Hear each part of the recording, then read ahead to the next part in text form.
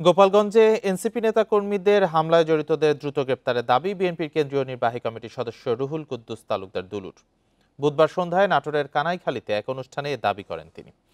দুলু বলেন, বিএনপি, জামাত ও বৈষম্য বিরোধী আন্দোলন যৌথভাবে স্বৈরাচারকে উৎখাত করেছে, তবে এখন নানা কারণে বিরোধ তৈরি হয়েছে। নিজেদের মধ্যে বিভেদ তৈরি করলে স্বৈরাচারী শক্তি আবারও জেগে উঠবে বলে সতর্ক করেন দুলু।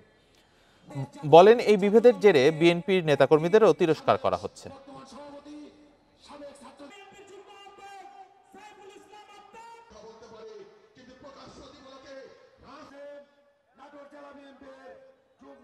আমাদের সকলের প্রিয়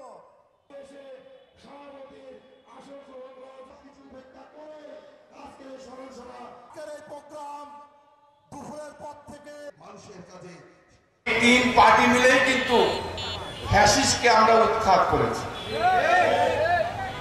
আজকে আমরা আমাদের মধ্যে কি এমন হলো যার জন্য আপনারা আমাদের